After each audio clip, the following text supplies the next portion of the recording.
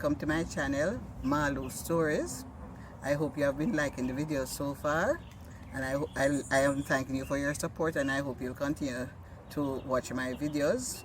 Like, share, subscribe, turn on notifications so you can get any new videos that come along. I know you're going to find this hard to believe, but before I start teaching at this wonderful high school that I keep talking about, some call it the biggest high school in the Caribbean. Some say it's not even a school, it's a college. Others say it's the best one in the world. And some will go further than that, but I'll stop there. Now, before I came to this illustrious institution, I taught in St. Elizabeth.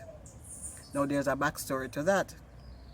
In my final year at university, there was an employment fair where you could go and meet prospective employers, and they could meet us, of course, prospective employees. So I didn't go to look at a job, but I went to laugh at the people who went for interviews. And this lady called me. So I went up to her and she started questioning me. And I answered her questions. And then she introduced herself. She said she was the principal of this school in St. Elizabeth. And asked me to sit down, and we talked a while. And she offered me a job there. And I didn't think about it long. Because from I was growing up, people usually say, "Lord, you're ready? You come from St. Elizabeth?" And I said, maybe it was time to go and find my roots. So I said, okay. And so I took the job. She employed me to teach history. But on the first day of school, she gave me my timetable. And not one history class was on it. It was a full timetable of English. But I didn't let it trouble me. I was man enough to give it a try. So I went to mark my register, and it wasn't a bad day. But further on during the week now, while I was marking my register, this young lady came up to me and said, "Miss, can I go and eat some paste?" So I said, "Paste?" She said, "Yes." I said, "You want to go and eat paste?" She said, "Yes." I said, "Why you want to eat paste?" She said, "Miss, I didn't get any breakfast this morning." It's a boarding school, so if you do not reach to the dining room before things close down, then dog damn your supper. But I was there puzzled. I said, "But you don't want something else to eat?" She said, "Miss, I like paste."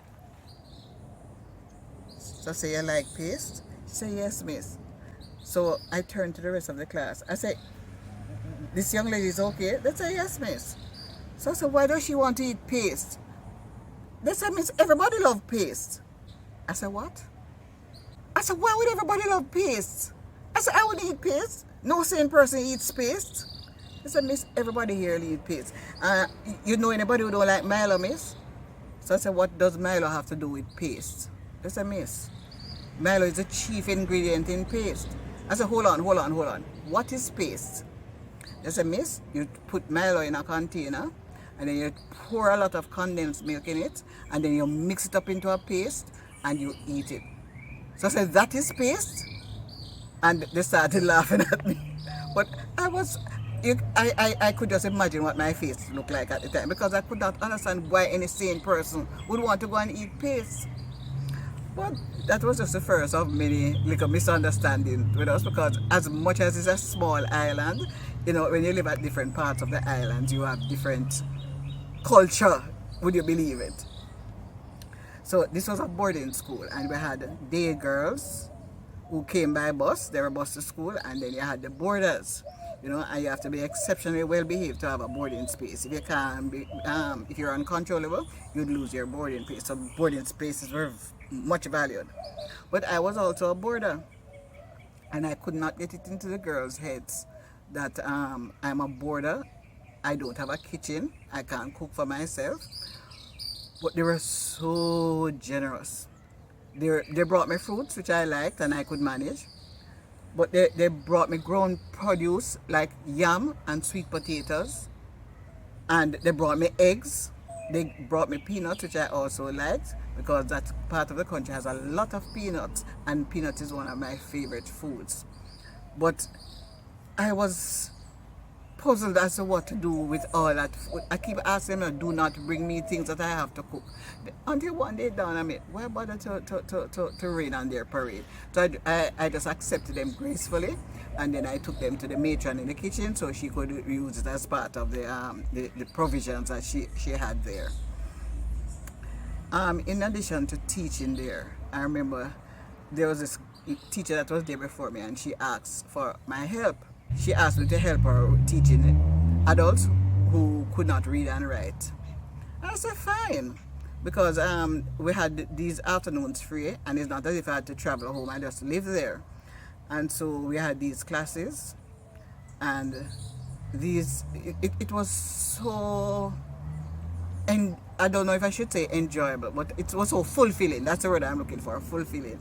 Because these people, you take them from scratch, and then they learn words, and then but you have to be careful with them, because they're very tricky. Because what they do when you're showing them the sentence, they memorize them, and when you point at a word and ask them what that word is, they don't know. So it had to be a different way of teaching from how you teach people who already could read and write. But it was so enjoyable. But one of the reasons why I remembered it was that, I mentioned the matron, and she was in charge of the kitchen, and we had a hard time getting her to allow the workers to come to class. So we'd have to have the classes at some weird times that we could fit them in. And then one day, the afternoon class, we noticed that everybody turned up. I said, this is strange. I said, matron, allow you out? So they say yes. So after the class, I went to matron, and I said, how comes you're now so cooperative and used to flight us out? She said, well, in the past, when boxes came in, boxes of food and whatever else came in, I had to stand up and watch the people put the things away, because they would put them all sort of way. But she said, no, nowadays, I don't have to supervise them, because I put everything right side up. And I know it's because they're learning to read. So, as you see, every cloud has a silver lining. And I did enjoy my stay there. I only stayed there for a year, and it was quite nice, but I got homesick for Kingston, so I came back. I hope you like it. I hope you subscribe, turn on notifications so you get more stories like these, and don't forget to share, and feedback, please. Lots of it.